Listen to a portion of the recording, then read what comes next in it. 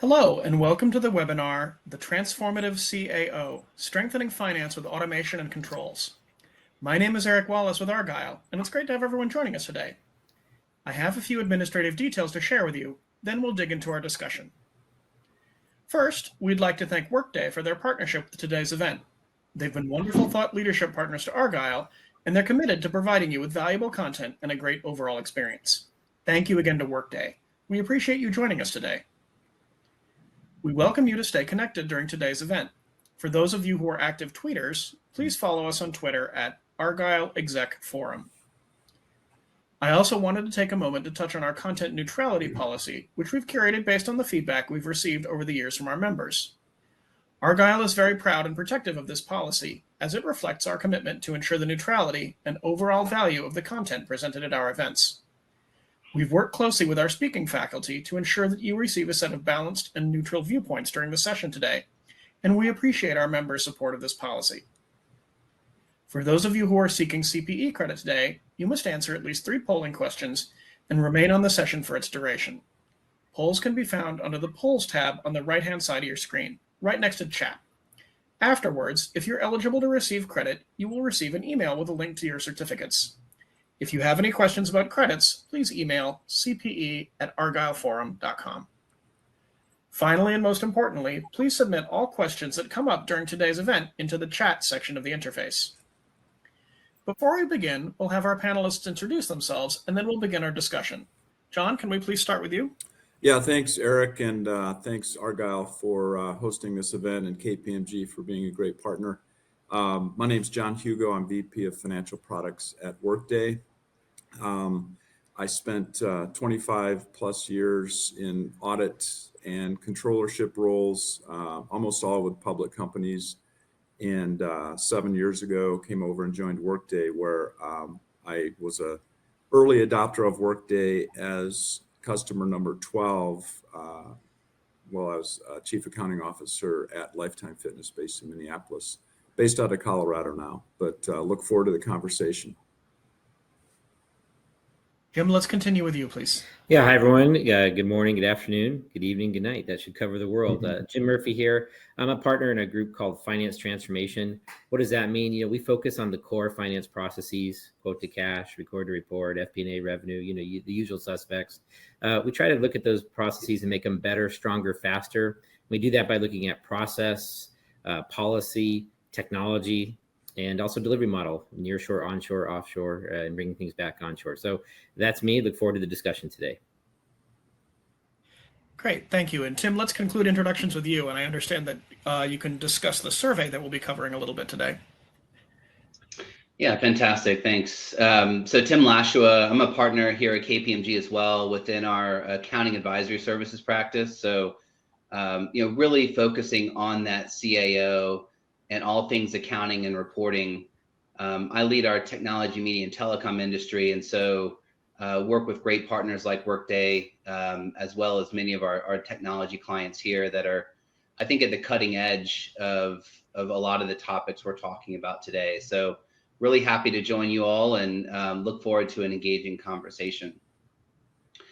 As mentioned, KPMG has really focused on the CAO as we found their importance within the organization really elevated over the past 5 to 6 years.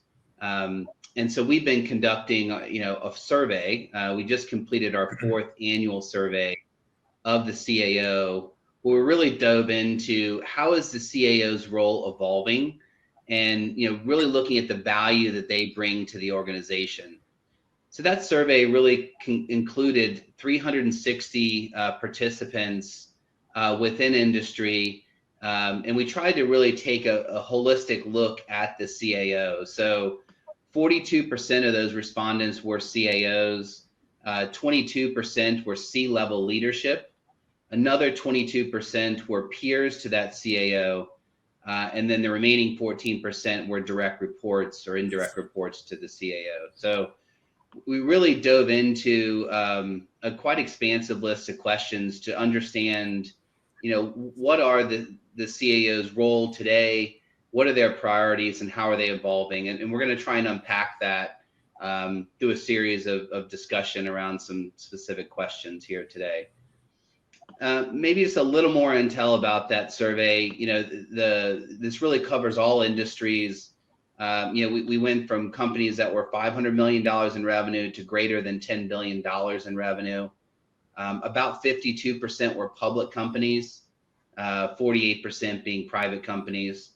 So I think it's a pretty good representation of the market and where we think that CAO's role is evolving. So happy to share those results, as Jim and I have been focused on that here the past 4 years. It's been a pretty interesting journey. Great, thank you. Let's begin our discussion with our first question, which is, what criteria should CAOs use when choosing a cloud solution? Jim, can you please lead us off on this one? Yeah, thanks, Eric. When you think about cloud criteria, there's different trends and things you can look at, and I'll just kick this off, and everyone, we can jump in, is you got to look at some of the package trends in the area you're focused on. So, for example, we're looking at finance and ERP. You really want to look at the GL, AP, fixed asset functions, project accounting, and subledger. But really, with GL, for example, being the center of control. So if you take that as an example, you got to look at other package trends in other areas like HR. What is the center of control from that data point? IT, ops, sales ops, etc. So package trends. A couple other things that you could look at are platform trends that you really want to look at. Look on the infrastructure side. And the easy one here is going from on-prem to cloud, right? So that's obviously the biggest discussion. But then if you look at your potential partners, were they native cloud or were they ported to cloud? Which, again, as long as you ended up in cloud, it's okay. But those are factors that you want to look at as you look at your business model. We also look at the information, how quickly is it available? Because as you can really see, the batch processing, that's all been replaced by real time. So that's got to be one of the biggest criterias, Eric and team. Interoperability, because obviously, we used to be like, hey, control and centralize everything. But if we can look at the best of breed areas, making sure it's open and that, you're using industry defined APIs so that you can share that information. A couple last quick ones just to get the juices going are also your operating model. Looking at that total cost of ownership, from in-house, but we're seeing a big switch in the trends to that development going to the vendor and working with you, together with that, supported by your service delivery model that looked at, hey, how much have we really automated? And when I say automation, there's spot automation, but there's also end-to-end automation of a process, and really focus on those exceptions. And we all know, from the world of RPA and all the robotic process automation, everything stemmed from all the exceptions that fell out of our other great packages. So how automated are you there? And then really aligning with your IT op model and where their landscape's going. So those are just some of the initial things that come to mind. I don't know, John or Tim, if you want to add anything. Sure, I'll add onto that, Jim. Thanks, that was great. So in my career, I've bought and deployed 3 different ERP systems, and the first 2 were dating myself with my gray hair, but on-prem solutions that really the whole company looked at as I was buying something or purchasing and deploying something for the back office for our accounting team. But when we started looking at a cloud solution at my last employer before Workday, it was everything else other than accounting. So I kind of look at, the functionality pieces is starting to be more of a commodity that no matter which solution you're going to get, the functionality piece is going to be very similar. So we really looked at everything beyond the accounting. So you mentioned real time, Jim, and I still struggle talking to controllers and CFOs that they still think real time is throw it in a batch tonight and we'll see it tomorrow. But real time is nanoseconds. So information like that. And if you're a single solution in the cloud with a human capital element, the payroll element, planning, everything is real time together as well. So I look beyond just the functional piece, but everything else that the solution offers.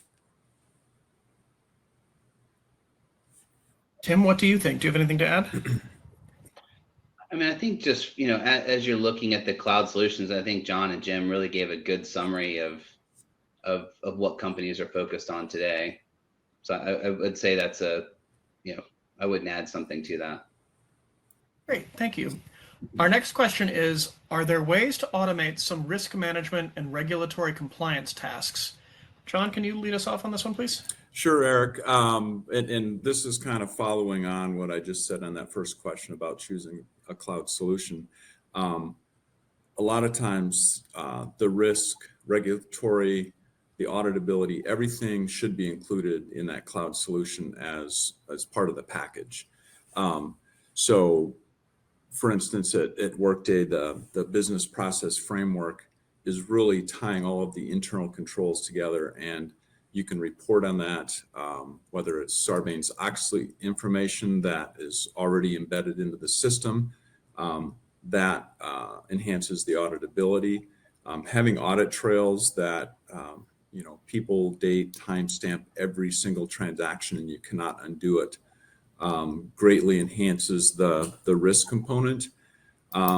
Even things like ESG reporting right now, having it's a little harder to get the E part, the environmental part, but the social and governance, a lot of the reporting requirements can be built into the system and should be. So I think just following on that first question, a lot of the automation of risk and regulatory matters should come out of the system without having a separate SKU for that or buying a separate product. It should be part of that native solution. Or Tim, Yeah, I think that's go a ahead. good point, John. I mean, I think as I mentioned in our survey, I think one of the key themes that we're consistently seeing is that the CAO, specifically around automating risk management and compliance, there's a great awareness that is really needed. The level of adoption is lagging that. Where we're seeing probably an 80 to 85% awareness of, yes, around these 4 pillars of kind of governance and compliance, transactions, transformation, and business partnership. Risk management is really embedded throughout all of that, and there's a great desire to achieve that. But the level of adoption and embedding that in the system, John, like you said, is lagging, and I think there's a great opportunity to really improve quality within the organization while driving efficiency at the same time. If I can marry up your two comments, is great. Is sometimes it takes that compelling event, right, Tim and John, like ESG. I love how you mentioned that. So we look at what's required, where we need to go, but then you say, okay, what's the actual process changes, system changes we need? So that maybe we hope some of these compelling events sometimes move that adoption up. Yeah. Absolutely. And it's just, it's one more chance, right, to move the ball down the court. I love that point. That's fantastic. Never waste a good opportunity, right, to make some change. Great. So the next question is, what are some ways that CAOs can transform their finance functions with extremely limited resources? Tim, why don't you start off on this one? Yeah, this is like the $1 million question, right? How do you make that happen? How do you squeeze some juice out of a rock? Look, I think corporations and specifically the CAO, and going back to our survey results, we've gone through this period of really unprecedented change ever since the pandemic. Where there's been regulatory change, consistently trying to upscale and prevent crises from occurring. There's the COVID crisis in itself that's really disrupted the way we work. That has moved us into a remote and hybrid setting. As we're all still now coming back to the office, I think our way of working is absolutely changed. And that really came, as the pandemic slowed, we saw an unprecedented deal market where the amount of transactions on the buy side were just, over the 2021 cycle, both companies going public for the first time, but also M&A, both within corporates and private equity, was really tremendous. And that put a lot of pressure on the CAO just to keep their head above water. I think a lot of that has dissipated right now, right? As we kind of are having a slower economic time and facing a lot of challenges there. And so perhaps now is that time to look at, are there opportunities where there's sufficient ROI within the organization, to really drive that automation, to transform that finance function, reduce the amount of, manual drag, if you will, not necessarily reducing headcount in many instances, but transforming, that headcount to focus on things that are more relevant to the organization. Our survey is showing that almost 96%, so almost all of CAOs, are really seeing the value of process automation, while only 55% are currently using automation at some significant scale. So, that shows the desire. It's really making that ROI, I think. The other view is from the C-level executive view, that the individuals running the organizations who the CAO reports into, continue to be frustrated with the level of manual activities within the finance and accounting organizations, where 51% of those executives are saying that is the top issue that they're dealing with, which is really shocking as you think about all the issues that are on your plate. Other issues those C-level executives are saying are resident within the CAO's org are around, the systems are not integrated, and the talent pool needs to really expand to be more analytical and strategic in their action. And so I think automation just enables all of that to occur, right? Whether we talked about moving to the cloud, I think that inherently has the ability to integrate better, integrate systems better. So I think there's a lot of things. Moving to the cloud is one way CAOs are working, doing more with less, right? I think they're also looking at things I think Jim mentioned earlier around RPA and other aspects to take manual activities out of an existing routine process. They're looking at, the opportunity to deploy Accounting Hub in a way that may integrate systems better, standardize processes, drive, data lakes that can enable you to pull information out of your various systems that you have, legacy systems within the organization. Those are areas that we see companies really focusing on. We know kind of machine learning and embedding that is coming.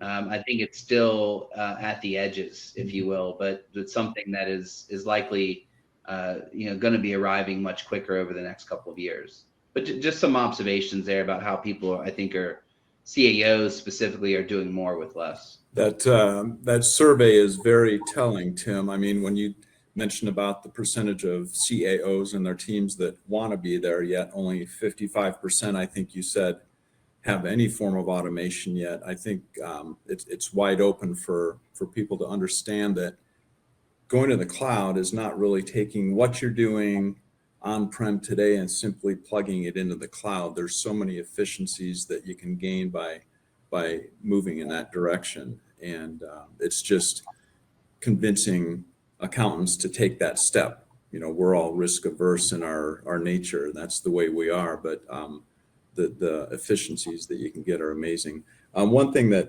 I saw at my previous company when we did transition to Workday to the cloud was this question was about limited resources too. And we had individuals that were like, we had an accounts payable clerk that the procure to pay cycle knew that function as good as anybody. When we went to the cloud, that individual then became an expert on that process within the software. So she expanded her skill set from just a clerk to a trusted advisor for the whole procure to pay cycle in a cloud environment. And now this person actually speaks at conferences on cloud and the procure to pay cycle. So I think the efficiencies you get through automation actually create time for individuals to focus and build their skill set in other areas as well. John, what's interesting about that is, a lot of these automations, depending on the size and scale, but some of these can be measured in weeks. I mean, so, automation is real, our robotic, it's not the Terminator, right? Software, right? But it works. And again, some of these, with the right capability, working with business driven with IT, these can be developed pretty rapidly, but it frees up time. And one other thing, especially since you mentioned the source to pay area, just some discussions and using these types of things to change with limited resources. Hey, let's look at our policies, or maybe some of our approval thresholds, et cetera, and start to alleviate some of the pressure, some of the PO policies, et cetera, and again, maybe approval thresholds, frees up time in the system if the process is strong, and you can and even automate it. Frees up time for, that's a great story of your individual who then was able to then do more with that capacity. Yeah. Great, thank you. Before we continue, I'd like to call everyone's attention to the first poll, which is under the polls tab on the right-hand side of your screen. So our next question is for John, and that is, what are some ways to redesign the month-end close process to become a more integral part of how your organization makes decisions? I hear this one a lot, Eric. So before I talk about the new close process or where we want to be heading, so many times in my career during close, you walk around the accounting area and you see a Word document stuck on a cube that has the close, every step along the way. There's the calendar, there's sheets, there's 3 monitors going, and it's a 10 to 15 day cycle that is exhausting. And then when you're done, operations ask for numbers and why is it so late? So it's an area that is just begging to be fixed. Okay, so what does a cloud solution do to help that? And first of all, I think I threw out a 0-day close. I don't think that's realistic, but what we like to say is have a continual close. So instead of having that, 2 days before month end, accruals go in, subsystems come in, you're analyzing information. Since you have real-time information now, you're analyzing that throughout the whole month. So it's no longer a crunch time during close, but it's a continual process that you can almost get predictive on what your results are going to be. Traditionally accountants are, everything we do is historical, looking backwards, whereas I think the future of accounting in the close process is more predictive and looking forward. Jim mentioned robotics, and I like that because I'm at the latter stages of my career, and whenever accountants that have been in a role for a long time hear about RPA or machine learning, artificial intelligence, they think their job's going away. But those are all tools that actually supplement the close process, and it's never going to replace the need and demand for accountants and controllers and CFOs. Those are simply tools that are being built, and like Tim said, artificial intelligence or machine learning is actually on the cusp of helping on that predictive nature of the close.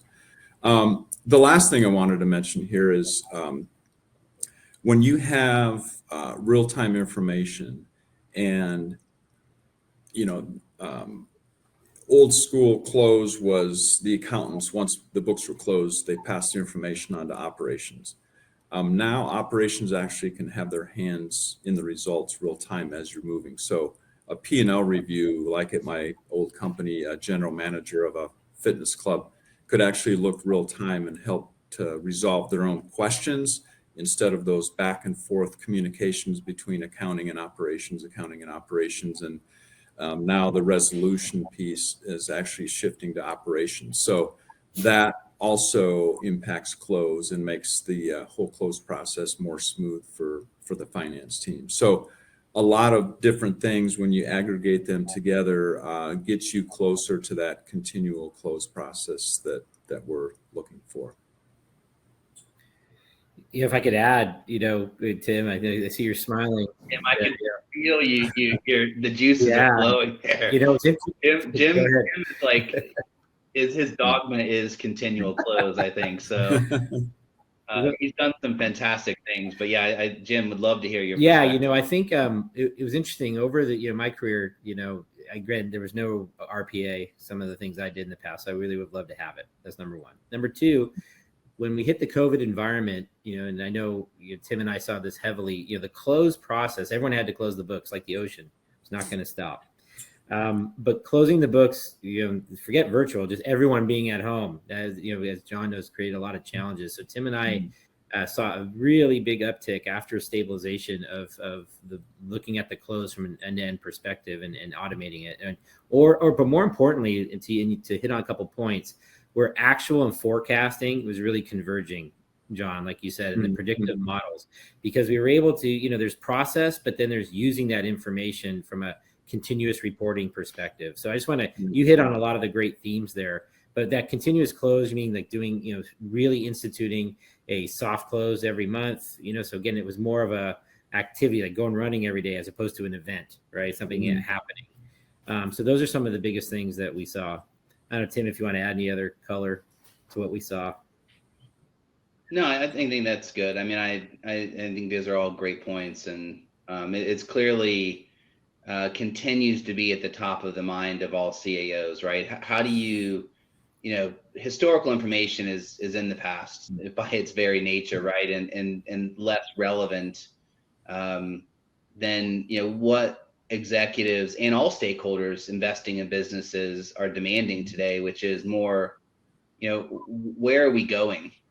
What's relevant right now, and how are you adapting to the market? And if you can't get to more of a continuous closed cycle, that information is becoming less and less relevant, and people are trying to find more ways to gain insights into a business and check the health of how things are actually going. So I think, almost everybody we're talking to today, this is, at the top of their charts of how do they accelerate that close, not just to meet the regulatory hurdles of being a public company, for example, but really to meet those expectations today, which are by and far, real time is expected almost. Great, let's continue. What are some ways to proactively identify errors during the month-end close process? Tim, can you please take the lead on that one? Yeah, sure. And I see there's a question that popped up here. It said, would you mind commenting on the value add provided by like Microsoft BI or other similar solutions specifically for finance and accounting?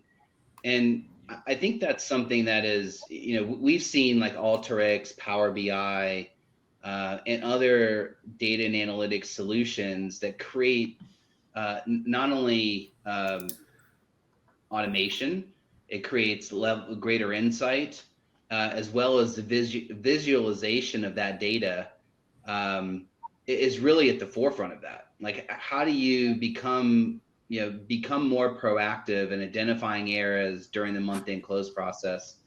That's by getting more insight into the numbers, comparing those numbers to expectations, to market fluctuations, to say, look, this does not feel right, right? It's not trending in the right direction. It's inconsistent with the business decisions we have made. And therefore, I know using data, not data led, let's say, but maybe data informed in my decision making around,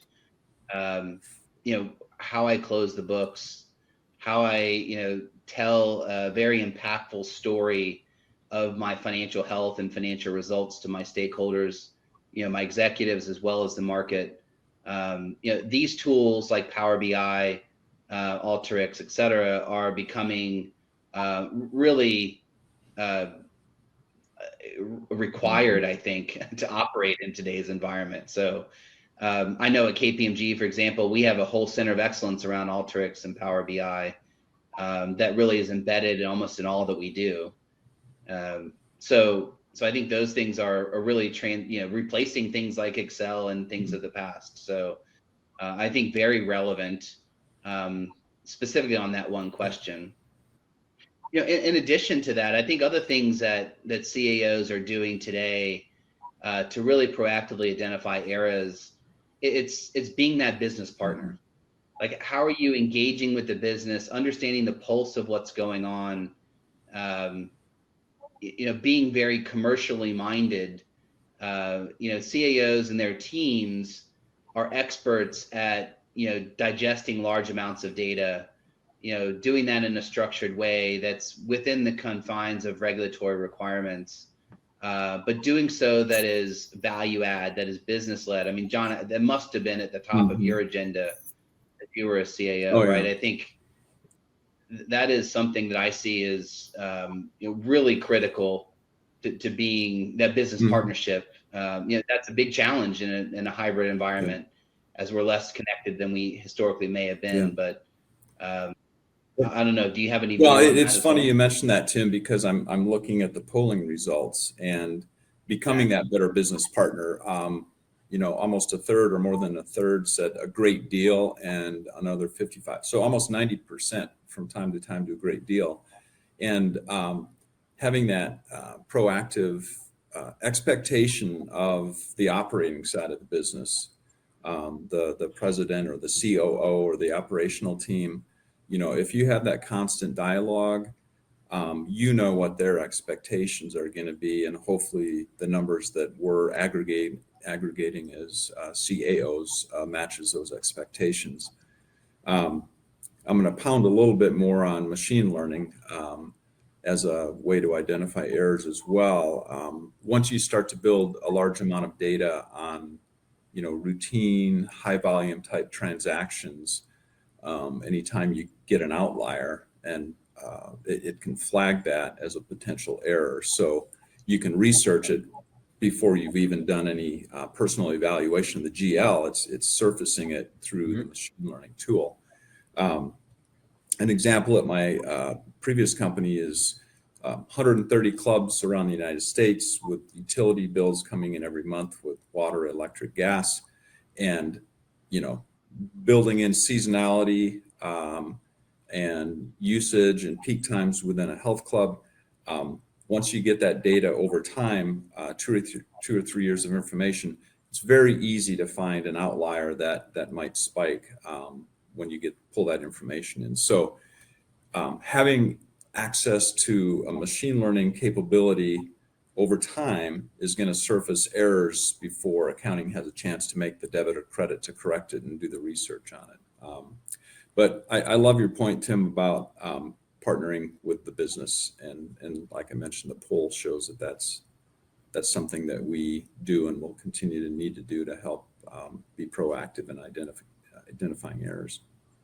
And one thing we've seen is, one thing I've seen is also, to your point about organizing around these items, and that is, and you mentioned it, Tim, like a center of excellence, which is really, an org where that team is focused on using these tools, right, and using the output, like the mayor, to go work with the business, but it's very deliberate. So it's not just everyone left to their own designs or just whoever really understands technology, but really organizing, exception-based center of excellence to again, to your point, John, handle what's hot and heavy, but also looking ahead. Hey, which ones are real big exceptions? Where could we standardize versus change?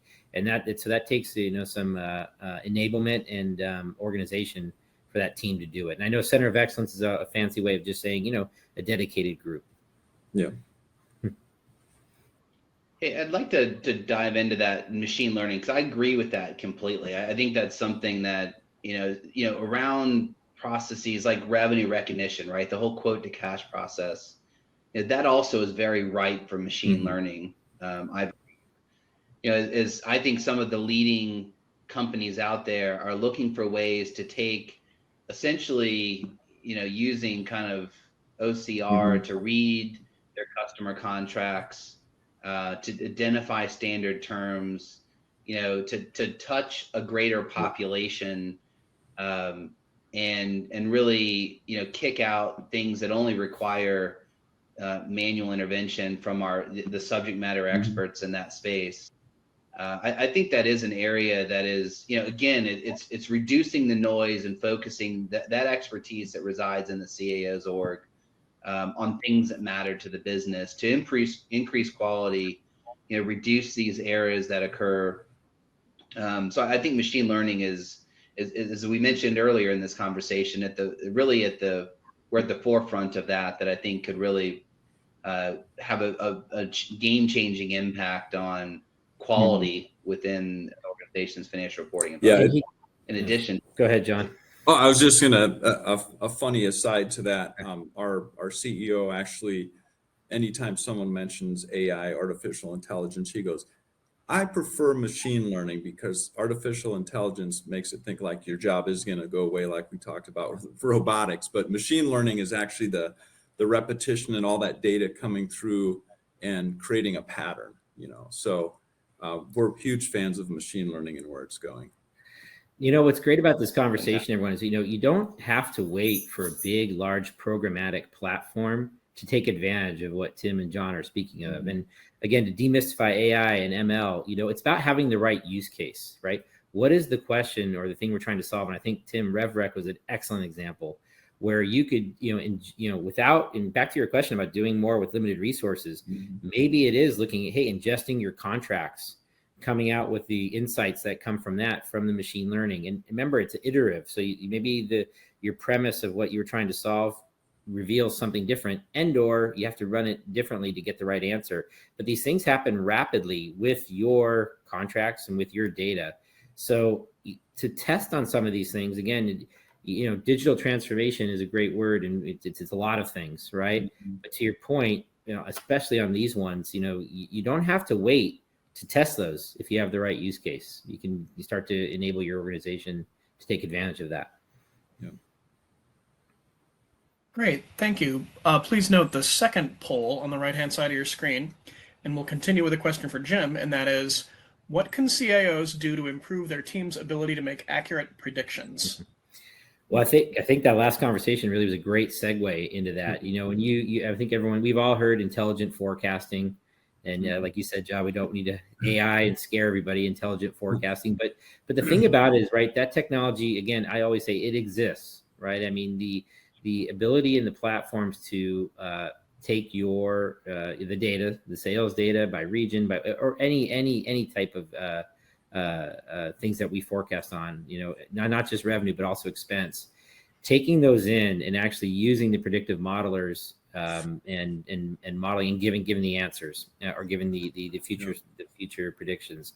But my point is, you're using that data right now, and again, you don't have to wait. Though that thing it exists, and what it does is allows you to test your past premises. Is every model, can you run multiple models in the same amount of time? The answer is yes. I mean, these things happen, not minutes, not hours, but days, which is much different than weeks, and some of us are working in. But the question comes down to, what do we want to test? What's the right question? So you would never just go full bore. And I've had these discussions with many, FP&A teams, right? It's, hey, these technologies that are out there, how do we take a subset of that, put that in, use internal and external predictors? And let me just touch on that for a second. What's kind of cool about all the external factors and predictors that you put on your forecasting models, again, for revenue, expense, etc., all the external ones, they exist. They are already built into a lot of these models. So you don't have to pay for external predictors. All of them are there. Every company in every industry does have your nuances of your internal predictors. Those do need to be modeled in. But interestingly enough, you can now test that versus many things much quicker than you had in the past. So to your point, John, earlier about just giving people capacity, it's allowing them to test the model, right, as opposed to just do the model. So I'll stop there, because that's one of the things that I think can make accurate predictions, and it's kind of bringing that to life. Yeah, I have a pattern myself here. I'm machine learning during this conversation. But I love the term continuous, and you heard it when I was talking about the close process, but I also like it during the planning process and the forecasting process, that with real-time information, it allows you to have a continuous planning cycle. I don't know how often in my career we just fantasized about having a monthly forecast update, rolling information from operations, or even a quarterly update. But until cloud real-time solutions became available, that really was almost very hard to get to unless you had an army in your FP&A group. But being able to make accurate predictions, if you have a continuous planning model, then you start to have your accounting team engaged in that as well, and the information surfaces immediately instead of having to aggregate it. So that's one thing that I look at is improving the ability to predict if you have real-time actual information feeding a model that can create that next quarter or 6 months or year model too. So it allows you to help on the prediction side. And do you have anything to add? No, I think, you know, that's, I mean, those are great points and comments. I think the predictability, right? This whole concept, we talked earlier in the conversation about risk management and embedding risk management into, you know, the process, the tools, the automation. I think those are continuous themes that I think are going to enable a better controlled, you know, environment with greater predictability. You know, and so I think what John and Jim said, I think are great points, and just very consistent with what I'm seeing as well. Okay, let's move on with a question again for Tim. What can CAOs do to improve their team's ability to communicate with leadership? Yeah, you know, look, I think the CAOs, you know, to be relevant to leadership, right, you have to be a value-added business partner. And, you know, to me, that means you are connected with the business, you're engaged in what's important to them. You know, you are looking at, you know, things that enable them to be successful. And so, you know, it's really the concept of the business partner. And, you know, our survey is also showing that, you know, CEOs in that endeavor to be a better business partner really are working to identify solutions to mitigate, you know, the financial impact of the current environment today, right? And so of all the things they've got going on, they're also doing things, you know, we saw 66% of CAOs are looking at, you know, doing contract analysis to evaluate, you know, if they were to modify these contracts with vendors, you know, how would that impact the financial reporting and business environment? 55% are looking at, you know, how could you modify, what is the consequence of modifying the pricing, you know, of products and services being sold. And another 48% are looking at the, you know, the consequences of extending credit, you know, to suppliers, you know, to continue operations in an uninterrupted business, you know, resiliency situation. So I think these are things that CAOs are doing today that we're hearing to make sure they're good value-added business partners. You know, another thing that came out of that survey result is making sure, well, that you are connected with leadership. And I think our survey is showing that CAOs are. And so the CAOs and the C-suite really are focused on, you know, 7 things right now. Most importantly, cost management. You know, where 75% identify that as top priority. They're also looking at cash flow optimization. You know, I sit in the TMT industry, if you will, you know, where we've been heavily focused on revenue for many years. Free cash flow optimization, it could never be more important than it is today. And it really is driving the value of a lot of technology companies in the market. So that's a really important topic. You know, restructuring, scenario planning for how this market may move and how their business may shift. Not only are the markets changing, but also you know, the digitization of how we engage both externally with our customers and stakeholders, also internally, is really continuing to move. And you know, products and services, you know, the mix of that, looking at people and customers to kind of round out some of the big priorities. So, you know, I think being that value-added business partner, you know, is ways to engage and communicate with leadership. So you have that engagement with the business. From there, I think it's about providing relevant information. I mentioned earlier that I think CAOs and their teams are really best situated to manage large sets of data, do it in a structured, controlled way, and tell a compelling story around a business result. And so, that transforms into, not only how the business is performing in its health check, but we also mentioned, ESG. I mean, that is at the top of the list of most executives today. And I would say our survey would show that the executives believe that CAOs are primarily situated to be that leader around ESG adoption because of their control of data, of process, and trying to take what has historically been in the SEC reporting realm and apply that into more of an environmental, social governance framework, where that data may be coming from non-SOX controlled systems. So I think, in those executives that are saying that CAOs are not probably best situated to drive ESG adoption, the only reason we're seeing is because they don't have access to that information. And so, look, I think that the CAOs, their relevance and value to the organization could never be higher than it is today. And being able to communicate with leadership as a value-added business partner is the way to make that happen.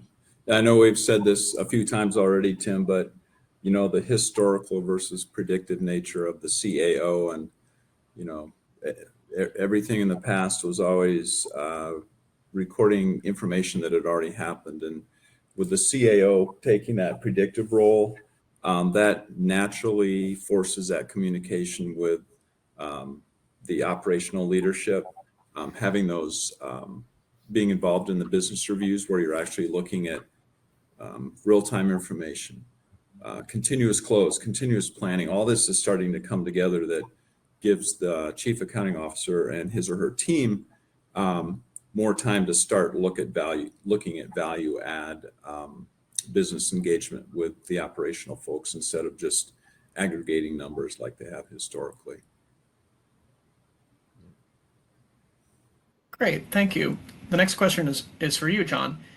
Are there ways to improve your team's ability to use data to tell impactful stories? Yeah, I would aggregate everything we just talked about. That's how we tell stories. But one thing that I like to help storytelling now is when you get to this point of having a continuous planning tool and a continuous close process, then what that does is that creates an expectation. So I know what's going to happen tomorrow, or I know what's going to happen next week or next month. So that inherently sets up the why. If something didn't happen, why did that not happen? Again, going back to this historical versus predictive, I don't know how many MD&A and results of operations I've written in 10Qs and 10Ks in my career, but once you get into that section of a document, you're trying to explain stories of why things increased or decreased. Now, a lot of that information is provided through this continuous real-time process that we're talking about. I think, let me look at this poll because that was the question. How much are you able to use your finance data to tell compelling stories to your colleagues? And again, pretty overwhelmingly from time to time, and a great deal, which is great. I think the CAO in their role traditionally has been the individual that tells that story, but I think now that individuals, directors or managers down the line should become storytellers as well, and bringing that information up from the team instead of just at the top is also something I'm seeing a lot of now with the real-time solutions. John, especially with all the convergence of all the data that's required, HR, customer data, operational data, it's all converged, right? And so the key is, like you mentioned, is what's the right story? But a lot of folks, a lot of clients, when I talk to them, it's okay, there's the story and there's the report. Yeah. And sometimes they don't match per se. What I mean by that is how do you right size the reporting packages or the reporting vehicles that you are now using? Because a lot of things we've talked about earlier today, the reports, the graphs, everything that could be all automated. I mean, that is a very tactical thing that can be automated. So you take that out, then you start to say, hey, what's the right way to get this consumable for leadership? So, like, if I'm doing that for John, how do I make it consumable for John and my other leaders? And how do I right size it? Meaning all the metrics that we look at. Maybe there's an opportunity there to say, hey, especially if we've had a change in our business model. We've gone from hardware to software. So SaaS metrics, they're very different. And so how do we make sure we are telling, again, to this great question, what are the right stories? But all that to say, giving enough time to right size a consumable output that can be used to further those discussions. And that is it's a change. It is a transformation to do that. Right. And so that's what we're seeing. Yeah, I mean, I'm very passionate about this area because I think financial reporting to me, is that language of business, right? It's the way to connect with stakeholders, and if you are able to do that well, right? We have consistently seen, that improves your your valuation in the market. Where if investors really understand what you're doing in a digestible, consumable way, they can connect the leadership vision and story of what they're talking about around go-to-market with things like segment reporting, right? That is very data intensive. And you can do that in a way that is visualized, using graphs and charts and data to tell that story. And it's just not a qualitative discussion. It becomes much more believable, becomes more modelable, able to be modeled, and ultimately is going to increase your valuation in the market. So you have the direct ability, I think, through better storytelling that is data informed, to have a tremendous impact on the valuation of your company. So, but in order to do that, right, it's got to be controlled, it's got to be accurate, it's got to be produced in a timely fashion. So, all of these things require automation, in order to make that happen. But that clearly is the trend. There's no ambiguity there. I like probably the highest level storytelling that happens for a company during the year is possibly the CEO or chairman's letter at the front of an annual report or front of the proxy. That's a summation of their full year in a storytelling form. But all that information to create that story is generated from accounting information and operational information. And I think it's a fun drill to hand that letter to your accounting team and have them reverse engineer it and say, how did all of this come to be? And then that's how they realize how storytelling is impactful for the company. And if you're public, like you said, Tim, that creates value as well. Yeah. Great, thank you. Let's do our third and final poll, and then we'll take what will probably be our last question. What can CAOs do to improve their ability to find and develop finance talent that can deliver impactful, sustainable change? John, can you begin with that question, please? Wow, that's like the hottest question in the finance world the last 3 years.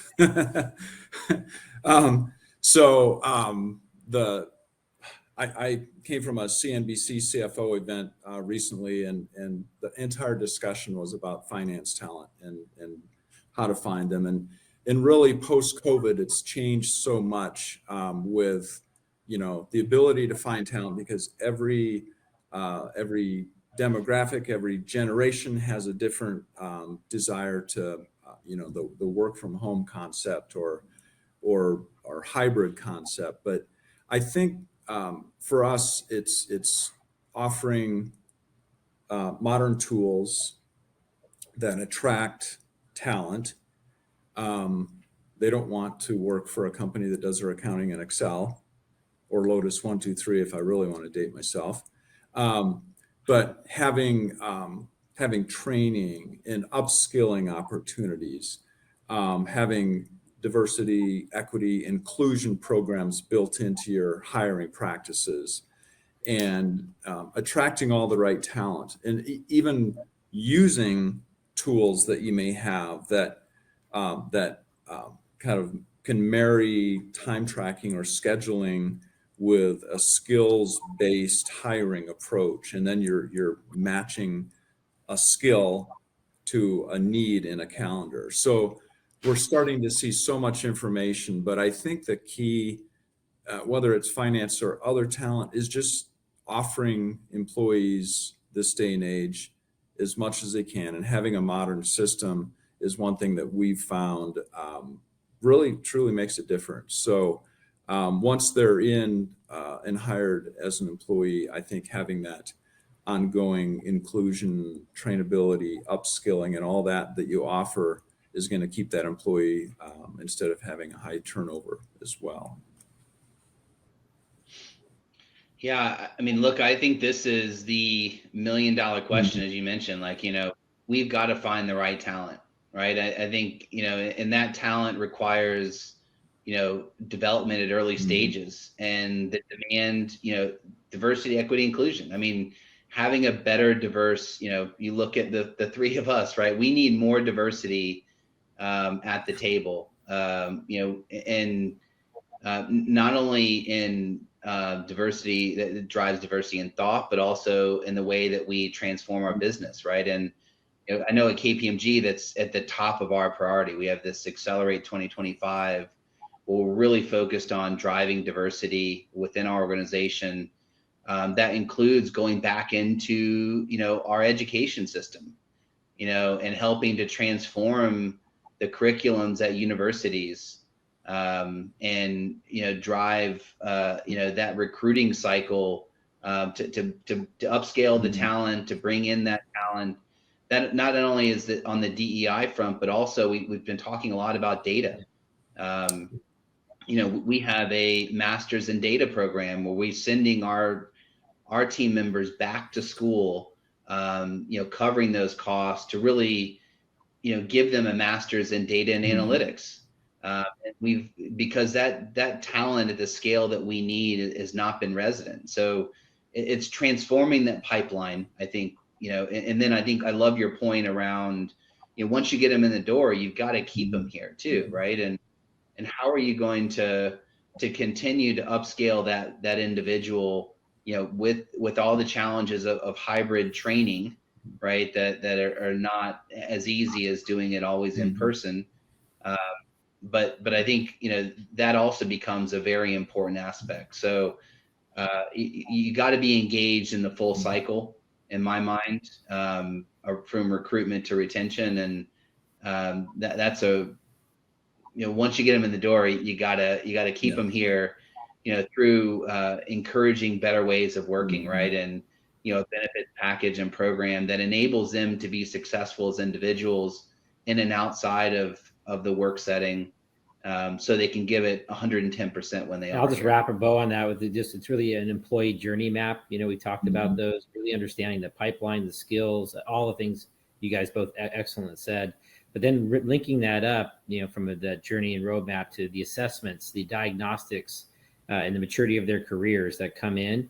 And, and sometimes you got to test your systems on that. So, I know Workday has that. You can do a pilot there or whatever technology, but it takes that very deliberate items, those inputs that John and Tim said, but make it a real thing, a tangible thing, not just a talked about thing. Yeah. That's how I did it. Great. Great. Thank you, panelists, for this excellent discussion. And thank you, everyone in the audience, for joining us today for this excellent webinar. And enjoy the rest of your day.